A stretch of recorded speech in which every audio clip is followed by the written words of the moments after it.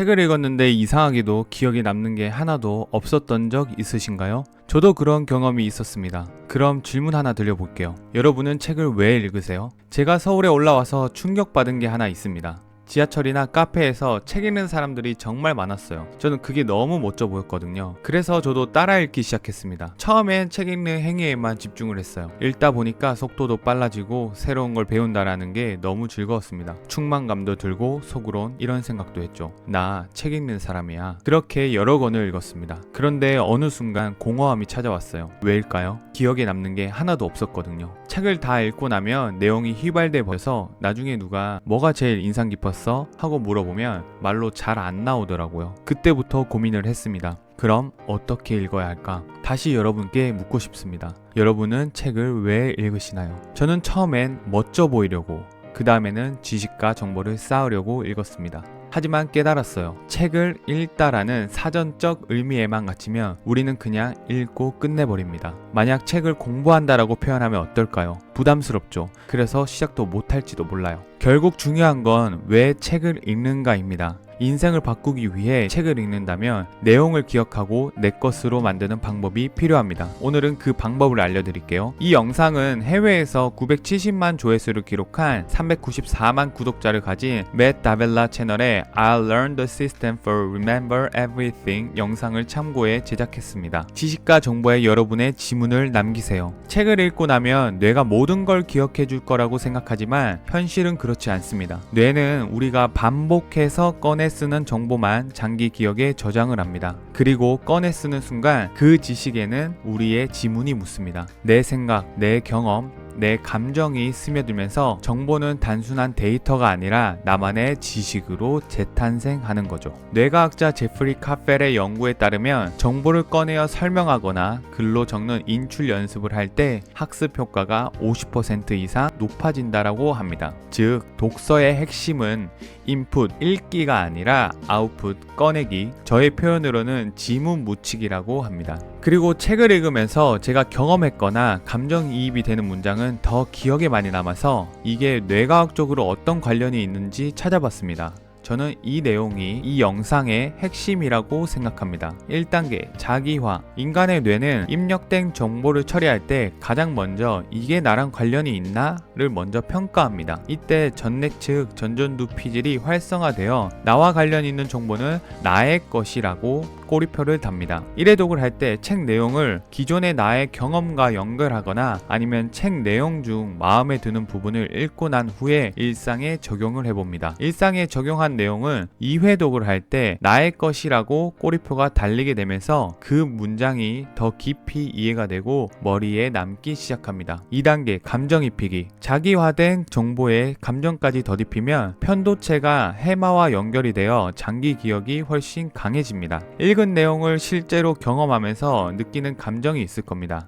내가 경험하면서 느낀 감정이 더해지는 순간 그 내용은 장기 기억화될 가능성이 높습니다. 그냥 읽기가 기준이라고 했을 때 내 언어로 설명을 하면 50%에서 100%의 기억 및 학습 효율이 높아진다라고 합니다. 경험과 연결되었을 때는 2배에서 3배, 거기에 감정까지 이입이 되면 3배에서 5배까지 기억 및 학습 효율이 높아진다라고 합니다. 결국 핵심은 읽기, 설명, 경험, 감정이입, 결국 정보를 내 것으로 만들기 위해 얼마나 지문을 묻히는지가 장기 기억 총량을 좌우합니다. 이 내용은 독서뿐만 아니라 모든 정보를 습득할 때 적용됩니다. 왜 저는 많은 독서법 중에 라이언 홀리데이의 3단계 시스템에 관심을 가지게 됐을까요? 라이언 방식은 출발점이자 참고 자료였습니다. 저도 책을 읽어도 기억에 잘 안 남더라고요. 그래서 여러 방법을 찾아보다가 라이언 홀리데이의 시스템을 알게 됐습니다. 실제로 저술가인 그가 어떻게 방대한 지식을 관리하는지 궁금했습니다. 사실 이건 저자나 연구자들에겐 최적화된 방식인데 일반 독자들에겐 조금 과할 수 있어요. 하지만 그 안에서도 일반 독자에게 적용할 만한 핵심 원리가 있었습니다.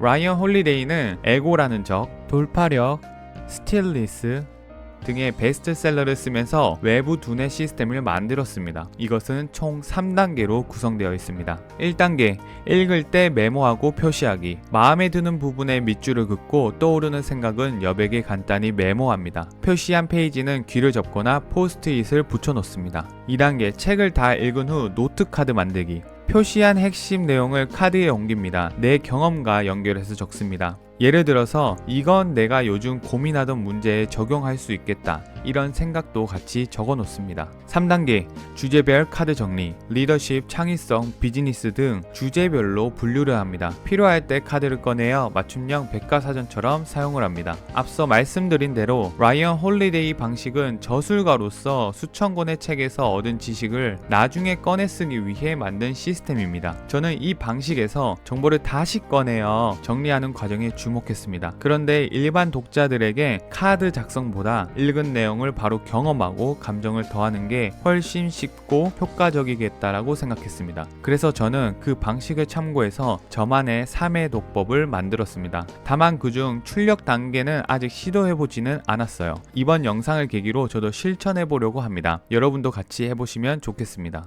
뇌 친화적 독서법 3회독 시스템. 1회독 할 때는 내용을 받아들이고 일상에 적용합니다. 책을 읽으면서 밑줄을 긋고 떠오르는 생각을 간단히 메모합니다. 각 챕터의 키워드를 정리하고 키워드를 바탕으로 목차나 제목을 보면서 읽었던 내용을 다시 떠올려 봅니다. 아까 말씀드린 대로 정보를 꺼내어 설명하거나 글로 적는 인출 연습을 할 때 학습 효과가 50% 높아진다라고 말했죠. 그 이유 때문입니다. 그리고 중요한 건 책에서 배운 내용을 당장 일상에 적용해 보는 것입니다. 적용하는 과정에서 정보가 실생활 경험과 연결되고 뇌의 해마가 그 정보를 인식하는 맥락화 작업을 시작합니다. 2회독 할 때는 실제로 적용한 경험을 기반으로 공감을 합니다. 라이언은 경험과 연결해서 카드 작성으로 정보를 다시 써서 재정리했다면, 저는 책을 다시 읽을 때 1회독에서 시도했던 것들의 경험이 있기 때문에 저자가 말한 내용이 내 경험과 만나면서 더 깊은 공감을 형성하게 됩니다. 공감하는 순간 편도체가 감정 꼬리표를 달고 해마가 장기 기억화를 시작합니다. 3회독 할 때는 새롭게 보이는 것들을 깊이 처리하고 출력합니다. 영화도 두세 번 보면 처음에 안 보이던 디테일이 보이듯 책도 그렇습니다. 저자의 숨은 의도, 맥락, 구조가 들어오기 시작합니다. 라이언은 카드로 주제별 데이터베이스를 구축했다면, 저는 이렇게 책의 내용이 나의 것이라고 느껴지면 이 내용을 한번 SNS에 출력해 보려고 합니다. 그래서 읽은 내용을 제 SNS에 올려보려고 계정을 만들었습니다. 앞으로 이 과정을 통해 책의 내용이 얼마나 제 것으로 되는지 경험해 보려고 합니다. 이 부분은 나중에 공유해 보겠습니다. 말씀드린 것처럼 SNS를 이용해서 나의 생각을 글로 푸는 것도 좋고, 가족이나 친구들에게 말로 설명하는 것도 좋은 방법입니다. 제가 자주 사용하는 방법인데요. 저는 책을 읽고 난 후에 아내에게 꼭 설명을 합니다. 최근에는 왜 그들만 부자가 되는가에 나오는 화폐에 대한 역사를 설명해 봤습니다. 설명을 하고 나니까 확실히 제 것이 되더라고요. 그리고 기억에도 오래 남더라고요. 아마 이 내용을 들으시고 이렇게 말씀하시는 분들이 계실 것 같아요. 아니, 모든 내용을 기억할 필요가 있나요? 그런데 그렇게 읽으면 너무 느리지 않나요? 맞아요. 모든 내용을 기억할 필요는 없습니다. 라이언도 말했죠. 한두 가지 핵심 교훈만 얻어도 충분하다. 그리고 느린 독서에 대한 불안도 있을 수 있습니다. 하지만 연구에 따르면 속독보다 정독 후 인출 연습을 반복하는 것이 장기 기억 형성에 2배에서 3배 효과적이라고 합니다. 느린 것 같아도 가장 빠른 길입니다. 특히 꺼내는 과정에서 내 지문이 묻으면 그 지식은 더 이상 남의 것이 아니라 내 인생의 일부가 됩니다. 저도 한때는 많이 읽으려고만 했습니다. 제가 어릴 때는 책을 안 읽기도 했고, 그래서 읽는 속도가 너무 느려서 친구들이랑 같이 책을 읽을 때 친구가 먼저 페이지를 넘기면 조급했습니다. 그리고 제가 느리게 읽는다라는 사실을 들키기 싫어서 그냥 가만히 있었죠. 그런 경험이 어른이 되어서는 빨리 읽어야 한다라는 강박이 되었습니다. 그리고 한때는 다독과가 멋져 보여서 오히려 더 많이 읽으려고만 했습니다. 하지만 돌이켜보면 그건 인생이 달라지지 않는 독서였습니다. 내용은 금세 휘발이 됐고 진득하게 한 권을 곱씹을 때 얻는 깊은 통찰은 없었습니다. 결국에는 책의 내용을 여러분들만의 방식으로 꺼낼 때 지식이 진짜 여러분들 것이 됩니다. 책을 많이 읽는 것 그리고 빨리 읽는 것보다 중요한 건 읽은 내용을 꺼내어 재구성하고 그 과정에서 내 지문을 많이 묻히는 것입니다. 오늘부터 책을 읽는 것이 아니라 익히는 것으로 바꿔보세요. 그때 비로소 책 한 권이 여러분의 인생을 바꾸는 도구가 됩니다. 이번 영상도 여러분들에게 도움이 되셨으면 좋겠습니다. 도움이 되었으면 좋아요와 구독, 알람 설정까지 해주시면 영상 제작에 큰 힘이 됩니다. 그럼 저는 다음에도 또 유익한 영상으로 찾아뵙겠습니다. 시청해주셔서 감사합니다.